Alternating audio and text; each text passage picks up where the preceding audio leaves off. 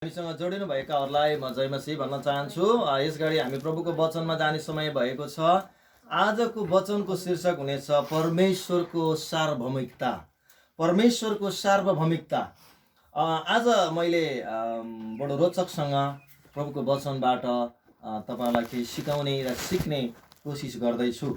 विशेष गरेर आज हामीले एउटा कुरा चाहिँ बुझ्नुपर्छ, परमेश्वर चाहिँ सार्वभौमिक परमेश्वर हुनुहुन्छ। परमेश्वरलाई नाप्न जोख्न सकिँदैन।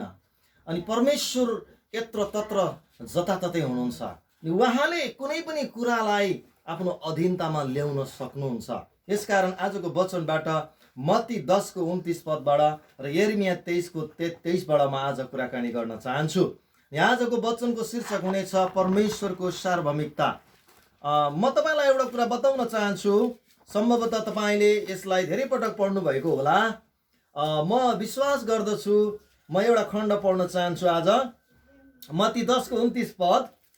यहाँ यसरी लेखिएको छ, के एक पैसामा दुई भँगेरा बिग्दैनन्? तीमध्ये एउटा पनि तिमीहरूका पिताको इच्छा बिना भुइँमा खस्ने छैन। आमेन। वचनले हामीलाई भर्खरै सुनायो, परमेश्वरको इच्छा बिना एउटा भँगेरा पनि तल पृथ्वीमा खस्दैन रे।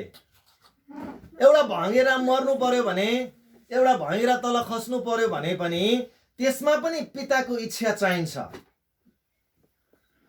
पृथ्वीमा जे जति हुन्छ सबै कुरा त्यसै भएको चाहिँ होइन।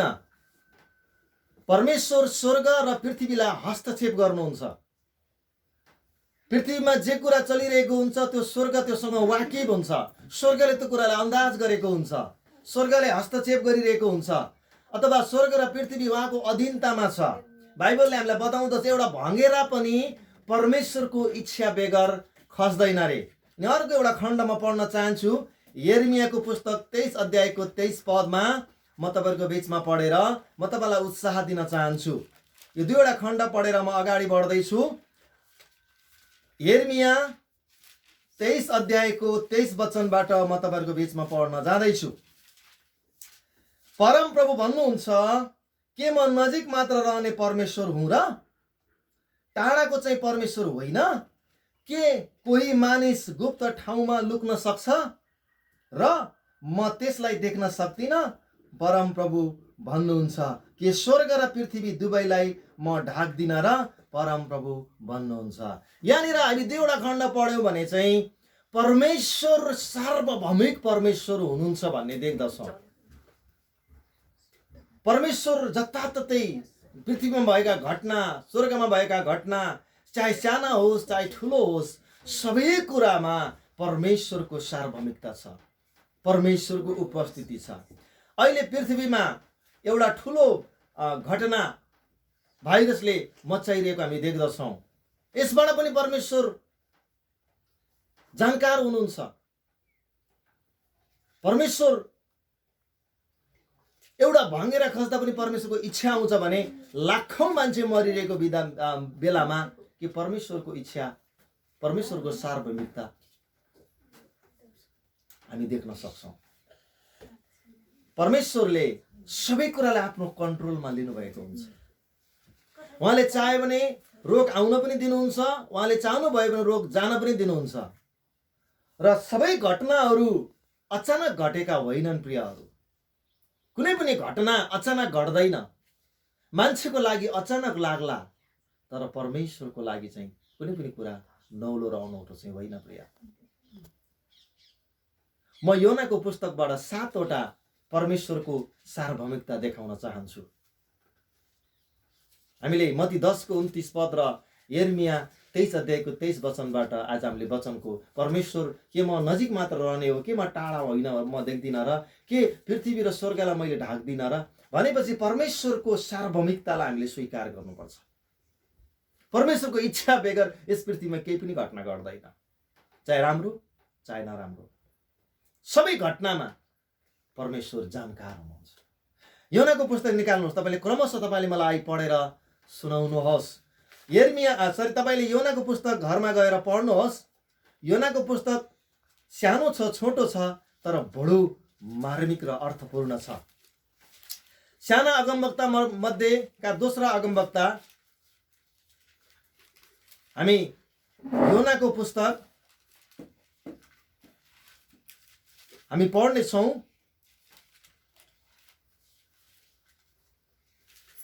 4वटा अध्यायमा यसलाई विभक्त गरिएको छ। म तपाईलाई देखाउन चाहन्छु यो 4वटा अध्यायमा परमेश्वरको सार्वभौमिकता म तपाईलाई देखाउन चाहन्छु।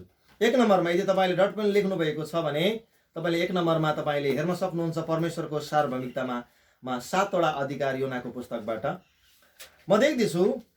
1 नम्बरमा परमेश्वरले 1 अध्यायको 4 पदमा हेर्नुहोस् त, जब योनालाई निनवेमा गएर प्रचार गर्नको लागि आज्ञा गरिएको थियो, तर योनाले परमेश्वरको आज्ञालाई उल्लङ्घन गरेर ऊ भागेर तर्सिस भन्ने ठाउँतर्फ जहाजमा चढेर जाँदै थियो। त्यतिकैमा परमेश्वरले त्यहाँनिर आफ्नो सार्वभौमिकता यहाँ तपाईले देख्न सक्नुहुन्छ।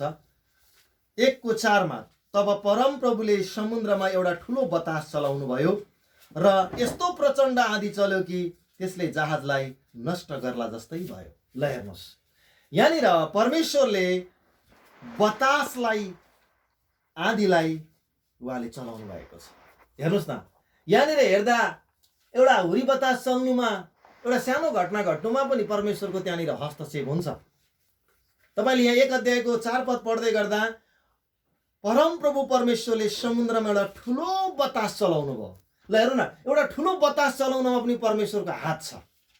अनि एउटा प्रचण्ड आँधी चल्यो अरे अनि जहाजलाई डुबाउला जस्तो गर्यो अरे भनेपछि यहाँनिर बतास चलाउनुमा आँधी चलाउनुमा पनि परमेश्वरको सार्वभौमिकताभित्र पर्दछ। तपाईले मैले भन्छौँ होला यो हुरी बतास कहाँबाट चल्छ, यो समस्या कहाँबाट आउँछ, यस्तो प्रब्लम किन भयो, सबै कुराहरूमा परमेश्वर जानकार हुनुहुन्छ।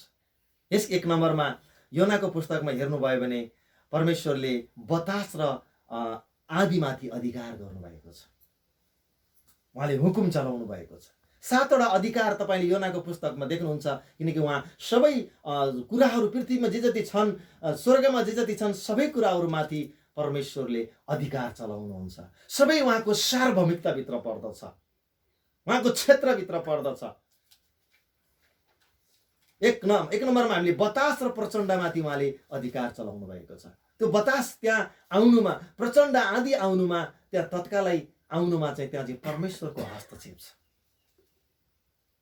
परमेश्वरले त्यो हस्तक्षेप गर्नुभएको हामी देख्दछौँ। अहिले वर्तमान संसारमा घटिरहेको घटना तपाईले हेर्न सक्नुहुन्छ। के परमेश्वरलाई थाहा छैन होला? के परमेश्वर यसबाट जानकार हुनुहुन्छ?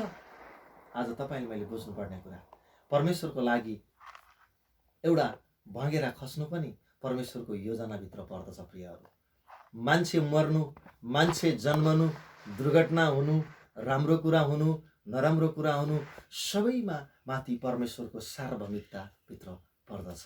त्यसले गर्दा म 1 नम्बरमा तपाईलाई देखाएँ, उहाँले बतास र आँधी चलाइदिनु भयो ताकि त्यो योनालाई उहाँले पाठ सिकाउन खोज्दै हुनुहुन्थ्यो। हुनसक्छ अहिलेको वर्तमान परिस्थिति मानिसहरू नास्तिकवादतर्फ धकेलिरहेका छन्। मनमर्जी गर्नतिर, बाउ र आमाको बिचमा, छोरा र छोरीको बिचमा, छिमेकीको बिचमा आज प्रेम छैन। एक अर्काको बिचमा मान र सम्मान र इज्जत छैन। पृथ्वी हेर्दा मानिसले भरिएको छ, तर मानिस बिचमा भएको दुष्टता बढिरहेको छ, जसलाई पाठ सिकाउन परमेश्वरले धेरै कुरा आउन दिनुभएको हुनसक्छ, धेरै कुरा हुन दिनुभएको हुनसक्छ। जसरी योनाको जीवनमा त्यहाँनिर प्रचण्ड आँधी आउनु, बतास चल्नुमा परमेश्वरको उद्देश्य छ। त्यसकारण बाइबलले हामीलाई बताउँदछ एउटा भँगेरा पनि परमेश्वरको इच्छा बेगर तल खस्दैन अरे।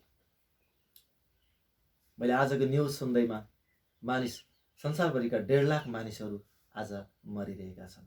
धेरैले आफ्नो आफ्नो ईश्वरलाई पुकारा गरिरहेका छन्, धेरैले पश्चाताप गरिरहेका छन्। राम्रो कुरा हो, मान्छेले आफ्नो दुष्टता छोड्नु राम्रो कुरा हो, पश्चाताप गर्नुपर्ने कुरा राम्रो कुरा हो।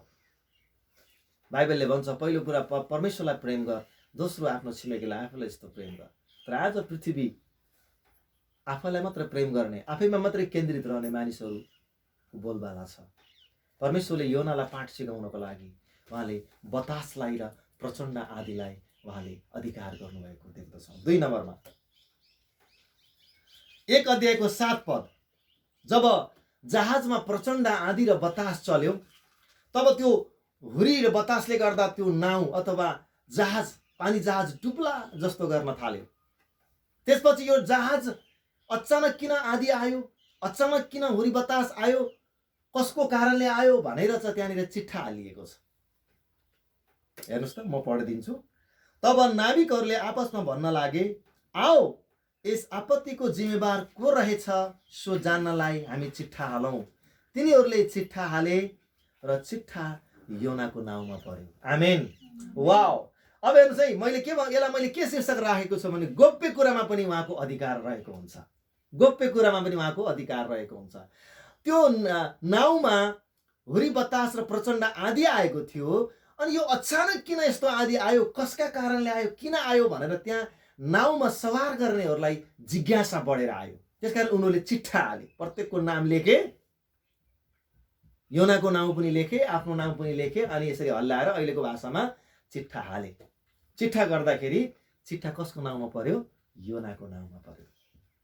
गोप्य कुरामा पनि परमेश्वरको हस्तक्षेप हामी देख्दछौँ। गोप्य कुरामा पनि परमेश्वरको सार्वभौमिकता छ।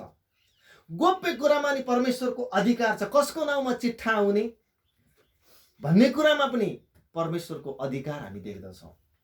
यहाँनिर यो चिट्ठा पर्नमा पनि परमेश्वरको अधिकार भित्र रहेको छ। लुकिने कुरा, ढाकिने कुरा, गोप्य कुरा भित्र पनि परमेश्वरको अधिकार चल्दछ। हामी भाग्न सक्दैनौँ। राजा दाउद एकपटक आफ्नो पापलाई ढाक्नको लागि, गोप्य कुरालाई लुकाउनको लागि उनी भाग्दै थिए। बत्सेबासँग उनको व्यभिचार भयो, उरियाको श्रीमती। त्यो पाप भएको कारणले गर्दा नातान अगमवक्ताले उनको पाप जताइदिए पश्चात उनले त्यो पापलाई लुकाउन खोजे, भाग्न खोजे। भजन सङ्ग्रह 139ले यसको विवरण बताउँदछ। म पातालमा गएँ भने पनि तपाईँ त्यहाँ हुनुहुन्छ, म उच्च टाकुरामा चढेर गएँ, प्रभातको माथि टाकुरामा गएँ भने पनि तपाईँ त्यहाँ हुनुहुन्छ, म पातालको गहिराइमा गएर लुकेँ भने तपाईँ त्यहाँ हुनुहुन्छ। म तपाईँको आत्माबाट कहाँ भाग्न सक्छु र कहाँ लुक्न सक्छु र? उनको गोपनीयताभित्र पनि परमेश्वरले वाकिफ हुनुहुन्थ्यो। गोप्य कुरामा नि परमेश्वरको अधिकार हुन्छ। हामीले कसैलाई बताउन नचाहेको, हामीले कसैलाई जताउन नखोजेको, हामीले लुकाएको कुराभित्र पनि परमेश्वरको सार्वभौमिकता भित्र पर्दछ। हामीले केही कुरा पनि लुकाउन सक्दैनौँ। योनाको पुस्तकमा हामीले हेर्छौँ, प्रचण्ड आँधी र बतास त्यहाँनिर परमेश्वरले आफ्नो अधिकारमा चलाउनु भएको छ। गोप्य रूपमा रहेको चिट्ठा पनि परमेश्वरले आफ्नो अधिकारभित्र चलाउनु भएको छ। तेस्रो कुरा, तपाईले अनौठो कुरा फेला पार्नुहुनेछ। 1 अध्यायको 17 पद तपाईँ पढ्नुहोस् त। 1 अध्यायको 17 पद, तेस्रो कुरामाथि उहाँले अधिकार चलाउनु भएको छ। तर योनालाई निल्न परमप्रभुले एउटा ठुलो माछा जुटाउनु भयो र 3 दिन र 3 रातसम्म योना त्यस माछाको पेटभित्र रहे। आमेन। यहाँनिर योनालाई निल्न परमप्रभुले एउटा माछालाई जुटाउनु भयो, आज्ञा गर्नुभयो। अब हेर्नुहोस् है, अघिसम्म प्रचण्ड आँधी र बतासमाथि उहाँको अधिकार थियो र अर्को दोस्रोमा गोप्य कुरामाथि उहाँको अधिकार थियो। अब हेर्नुहोस्, पानी मुनि भएको जीवमा पनि उहाँको अधिकार चलेको छ। पानी मुनि भित्र भएको कुरामा पनि परमेश्वरको सार्वभौमिकता भित्र पर्छ। परमेश्वरको अधिकारको क्षेत्र चाहिँ पानी मुनि भित्र पनि पर्छ। माछालाई पनि उहाँले आफ्नो तरिकाले चलाउनु भएको छ। त्यो ठुलो माछा जसले योनालाई निल्नको लागि उहाँले आज्ञा गर्नुभएको छ। हेर्नुहोस् त, परमेश्वरको सार्वभौमिकता र परमेश्वरको अधिकारको क्षेत्रभित्र हामी सबैजना पर्छौँ। कोही पनि परमेश्वरको सार्वभौमिकता, कोही पनि परमेश्वरको अधिकारको क्षेत्रभन्दा हामी बाहिर छैनौँ। हामीले यो कुरा स्वीकार गर्नुपर्छ, हामीले यो कुरा जान्नुपर्छ। कुनै पनि काम, कुनै पनि घटना त्यसै अचानक घटेको हुँदैन। ती सबै घटनाभित्र परमेश्वरको हात हुने गर्दछ। तपाईँले हेर्नुहुन्छ, माछालाई उहाँले आज्ञा गर्नुभएको छ, माछाले गएर योनालाई निलेको देख्दछौँ हामी। हेर्नुहोस् त, पानी मुनिको जीवमाथि पनि उहाँले अधिकार प्रयोग गर्नुभएको छ। माछाले पनि उहाँको आज्ञा मानेको छ, गोप्य कुराले पनि उहाँको आज्ञा मानेको छ, बतासले पनि उहाँको आज्ञा मानेको छ। प्रचण्ड आँधीले पनि उहाँको आज्ञा मानेको छ। त्यसकारण पानी मुनि भएको जीवले पनि उहाँको आज्ञा मानेको छ। यसकारण हेर्नुहोस् त, परमेश्वरबाट लुक्न र भाग्न र परमेश्वरको अधिकारको क्षेत्रभन्दा हामी बाहिर जान सक्दैनौँ। यो पृथ्वी 200 भन्दा बढी राष्ट्रले भरिएको छ। संसारमा कुनै पनि घटना घट्नुभन्दा अगाडि सबै घटनासँग परमेश्वर परिचित हुनुहुन्छ। सबै घटनामा प्रभु वाकिफ हुनुहुन्छ। त्यस कारणले गर्दा आज हामीले हेर्दैछौँ कि परमेश्वरको सार्वभौमिकता, परमेश्वरको अधिकारका क्षेत्रहरूको विषयमा आज हामीले वचनबाट सुन्दैछौँ। चौथो नम्बरमा हामी देख्छौँ, तपाईँले पढिदिनुहोस् ल। चौथो नम्बरमा तपाईँले 3 अध्यायमा देख्नुहुन्छ 7 र 8 पद। ल पढिदिनुहोस् त।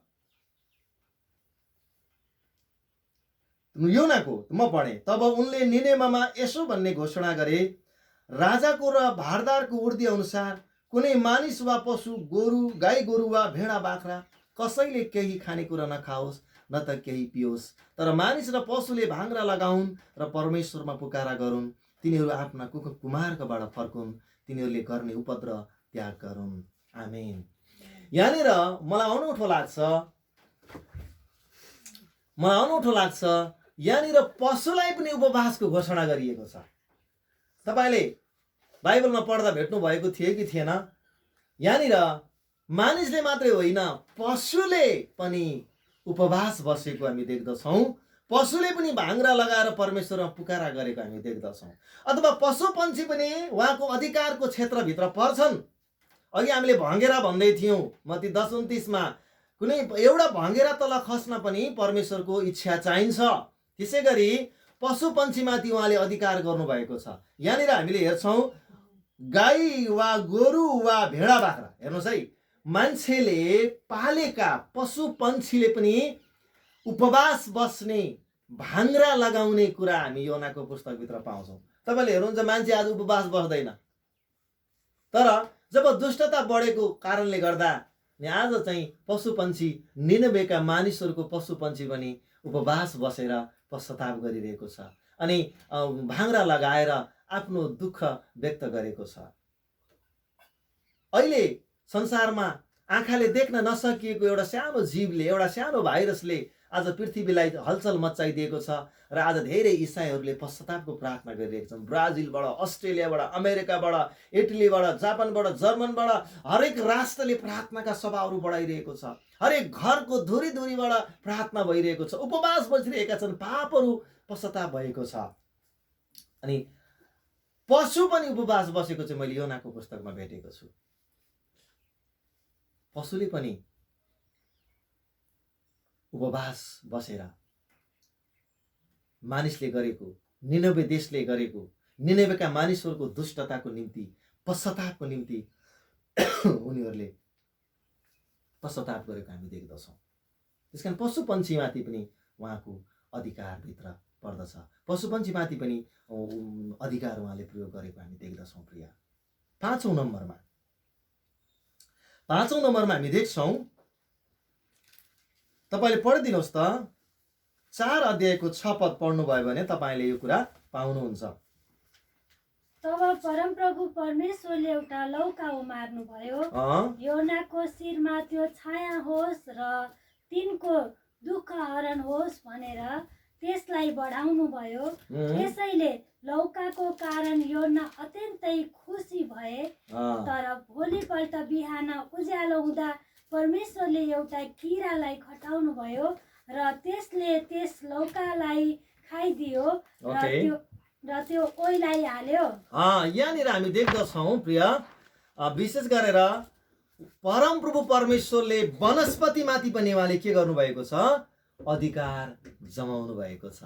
हेर्नुहोस् न, उहाँले लौका रातारात उहाँले लौका उमार्नु भएको छ। देख्नुभयो, पशुपन्छीमाथि मात्रै होइन, उहाँले लौका रातभरिमा लौका उम्रेर बढेर योनालाई घामको छारी बनाउनको लागि उहाँले लौका उमार्नु भएको। तब परमप्रभु परमेश्वरले एउटा लौका उमार्नु भयो र योनाको शिरमा त्यो छाया होस् र तिनको दुःख हरण होस् भनेर त्यसलाई बढाउनु भयो। यसैले लौकाको कारण योना अत्यन्तै खुसी भए।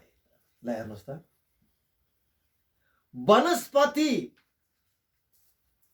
रुख वृक्षहरूमाथि पनि उहाँको सार्वभौमिकता छ, उहाँको अधिकार छ। वनस्पति परमेश्वरको अधिकारको क्षेत्रभन्दा बाहिर छैन। तपाईँ विचार गर्नुहोस्, तपाईँले के बुझ्नुहुन्छ? परमेश्वरले योनालाई धेरै कुरो सिकाउँदै हुनुहुन्थ्यो। एउटा लौकालाई रातभरिमा उमार्न सक्ने कुन साइन्टिस्टले उमार्न सक्छ? कुन व्यक्तिले उमार्न सक्छ? उहाँले यहाँ सुपर नेचुरल पावरको कुरा गर्दै हुनुहुन्छ। लौका बढ्ने आफ्नै तरिका हुन्छ, रुख वृक्ष बढ्ने आफ्नै तरिका हुन्छ, तर उहाँले रातभरिमै लौकालाई बढाइदिनु भएको छ। हेर्नुहोस् त, वनस्पतिको क्षेत्रभित्र पनि परमेश्वरको अधिकार चल्दछ। कुनै पनि कुरा, कुनै पनि घटना यदि घट्दछ, हुँदछ भने त्यसको पछाडि परमप्रभु परमेश्वर उभिनु भएको हुन्छ। त्यो चाहिँ परमेश्वरको अधिकारको क्षेत्रभित्र पर्दछ। हामीले यो नसोचौँ यो वनस्पति, यो पशुपन्छी, हुरी बतास, प्रचण्ड आँधी मात्रै नभएर पृथ्वीमा भएका पशु मर्ने कुराहरू, पृथ्वीका मानिसहरू मर्ने कुराहरू, पृथ्वीमा भएका साना घटनाहरू, ठुला घटनाहरू सबै भित्र चाहिँ परमेश्वरको सार्वभौमिकताभित्र पर्दछ, परमेश्वरको अधिकारको क्षेत्रभित्र पर्दछ प्रियहरू। त्यसकारण यहाँनिर हामी देख्छौँ एउटा लौका माथि उहाँले आफ्नो अधिकार गर्नुभएको छ। कुन चाहिँ परमेश्वर हुनुहुन्छ? यस्तो सार्वभौमिकता हुनसक्छ कुनै जादुले, कुनै हातको सफाइले कसैले केही गरिदिन सक्छ, कुनै आइटम, कुनै नयाँ कुरा निर्माण पनि गरिदिन सक्ला, तर यस्तो अधिकारसँग भन्न र गर्न सक्ने परमेश्वर नै वास्तविक परमेश्वर हुनुहुन्छ। योनाको जीवनबाट हामीले हेर्दैछौँ कि परमप्रभुले वनस्पतिलाई आफ्नो अधिकार जमाएर भन्नु, लौकालाई उहाँले रातभरिमा खडा गर्नुभएको छ। 6औं नम्बर 4 अध्यायको 7 पद म तपाईँलाई पढेर सुनाइदिन्छु। तर भोलिपल्ट बिहान उज्यालो हुँदा परमेश्वरले एउटा किरालाई खटाउनु भयो र त्यसले त्यसकी लौकालाई खाइदियो र त्यो ओइलै हाल्यो। आमेन। अब यहाँ हेर्नुहोस् त, अघि हामीले प्रचण्ड हुरी र बतासको कुरा गर्दै थियौँ, अघि हामीले पशुपन्छीको कुरा गर्दै थियौँ, अघि हामीले वनस्पतिमाथि अधिकारको कुरा गर्दै थियौँ, अघि हामीले गोप्य कुरामाथि अधिकार गर्दै थियौँ। अहिले हामी घस्रने जीवमाथि पनि उहाँको अधिकार हामी देख्दछौँ। घस्रने जीव, हेर्नुहोस् है, यहाँ उहाँले एउटा किरालाई खटाउनु भएको छ भनेपछि एउटा सानो किराले परमेश्वरले भनेको कुरा मान्दो रहेछ, माछाले परमेश्वरले भनेको मान्दो रहेछ, वनस्पतिले परमेश्वरले भनेको मान्दा रहेछन्, गोप्य कुराकोले परमेश्वरले भनेको कुरा मान्दा रहेछन्, आँधीले, हुरी बतासले परमेश्वरको गोप्य कुरालाई मान्दा रहेछन्। भनेपछि हामीले परमेश्वरको अधिकारको क्षेत्रभन्दा यो पृथ्वी टाढा छैन। चाहे जमिन माथि होस्, चाहे जमिन मुनिको तल। जमिन मुनि अघि हामीले हेऱ्यौँ माछालाई उहाँले आज्ञा गर्नुभयो, अघि हामीले हेऱ्यौँ वनस्पतिमाथि, पशुपन्छीमाथि उहाँले उपवास घोषणा गर्न लगाउनु भयो। अहिले हामी देख्छौँ उहाँले घस्रने जीवमाथि उहाँले आफ्नो अधिकार र उहाँको सार्वभौमिकताभित्र किरा फट्याङ्ग्रा पनि पर्दछन्। तपाईँले देख्नुहुन्छ 10 विपत्तिमा पुरानो करारमा उहाँले फट्याङ्ग्रालाई आदेश गर्नुभएको छ, उहाँले सलाहलाई आदेश गर्नुभएको छ, उहाँले भ्यागुतालाई आदेश गर्नुभएको छ। उहाँको आदेश नमान्ने यस पृथ्वीमा कोही पनि छैन। बरु परमेश्वरको आदेश नमान्ने चाहिँ मानिस नै हो। परमेश्वरको आज्ञा नमान्ने मानिस मात्रै एउटा यस्तो प्राणी हो। अरू संसारको सबै प्राणीले परमेश्वरको आज्ञालाई पालन गर्छन्, तर परमेश्वरको आज्ञा पालन नगर्ने चाहिँ एउटै प्राणी हो, जो परमेश्वरको आफ्नै स्वभावमा निर्माण भएको आफ्नै जातिहरूले मात्रै परमेश्वरलाई अनादर गरिरहेको हुन्छ। योनालाई हेर्नुहोस्, योनालाई परमेश्वरले निनेवे पठाउनु भएको थियो, तर परमेश्वरको आज्ञालाई उसले मानेन। तपाईँले हेर्नुहोस् त, बतासले उहाँको आज्ञा मान्यो, प्रचण्ड आँधीले उहाँको आज्ञा मान्यो, गोप्य कुराले उहाँको आज्ञा मान्यो, पानी मुनिको माछाले उहाँको आज्ञा मान्यो, पशुपन्छीले उपवासमा उनीहरूले आज्ञा माने, वनस्पतिले, लौकाले उहाँको आज्ञा माने, घस्रने जीवजन्तु किरा फट्याङ्ग्राले उहाँको आज्ञा मानेका छन्। त्यसकारण किरा जो बोल्न जान्दैनन्, जसको भाषा हामी बुझ्दैनौँ, त्यो निरीह प्राणी, त्यो पनि परमेश्वरको सार्वभौमिकता, त्यो पनि परमेश्वरको अधिकारको क्षेत्रभित्र हामी भएको पाउँदछौँ। किराले रातभरिमा लौका उमारेको लौकालाई काटिदियो अनि योना रिसाए। यहाँनिर परमेश्वरले योनालाई पाठ सिकाउँदै हुनुहुन्छ प्रिय। परमेश्वरको सार्वभौमिकता भन्दा हामी टाढा कतै छैनौँ। अन्तिम नम्बर, 7औं नम्बर, परमेश्वरको सार्वभौमिकता भित्र हामी देख्दछौँ 7 नम्बरमा म तपाईलाई 4 अध्यायको 8 पद पढेर सुनाउँछु। 4 अध्यायको 8 पद। सूर्य उदाएपछि परमेश्वरले पूर्वदेखि पोल्ने बतास चलाइदिनुभयो, यतिसम्म कि घाम टन्टलापुरसित योनाको टाउकोमा पर्यो र तिनी मूर्छा परे र मर्ने इच्छा गरेर भने मेरो निम्ति बाँच्नुभन्दा त मर्नु नै असल भनेर यहाँनिर योनाले भने। अब तपाईँले यहाँनिर के देख्नुहुन्छ? सूर्य उदयपछि परमेश्वरले पूर्वदेखि पोल्ने बतास चलाइदिनु भयो कि घाम टन्टलापुरसित योनाको टाउकोमा पर्यो। त्यो घामलाई उहाँले आज्ञा गर्नुभयो। यहाँनिर हामी बतासलाई फेरि दोस्रो पटक हामी देख्दछौँ। स्वर्गमा उहाँको सार्वभौमिकता, उहाँको अधिकार चल्छ। पृथ्वीमा उहाँको सार्वभौमिकता र उहाँको अधिकार चल्छ। पानीमुनि माछालाई उहाँले आज्ञा गर्नुभयो, त्यहाँ पनि उहाँको आज्ञा चल्छ। वनस्पतिमा उहाँको आज्ञा चल्छ। किरा फटेङ्ग्रामा उहाँको आज्ञा चल्छ। र आकाशमा जो उहाँले सूर्यलाई जुन चौथो दिनमा उहाँले बनाएर जुन सेट गरेर माथि आकाशमा सूर्य राख्नु भएको छ नि, त्यो सूर्यलाई उहाँले यति साह्रो चर्को बनाइदिनु भयो, बतासलाई तातो बनाइदिनु भयो र यति साह्रो योनाको टाउकोमा त्यो चर्को घाम र बतासले गर्दा तिनी मूर्छा परे भनेको छ। मैले तपाईँलाई जोड दिन खोजेको कुरा के हो त भन्दा आकाशको सूर्यमाथि र बतासमाथि पनि उहाँको अधिकार छ। ल हेर्नुहोस्, सूर्य, तारा, ग्रह, नक्षत्र, ती ग्यालेक्सीहरू जति पनि छन्, हावाहुरी, बतास, पहाड, चट्टान, किरा फटेङ्ग्रा जे जति पनि छन्, एभ्रिथिङ, सबै कुरामाथि परमेश्वरको हस्तक्षेप छ, परमेश्वरको सार्वभौमिकताभित्र छ, परमेश्वरको अधिकारको क्षेत्रभित्र पर्दछ।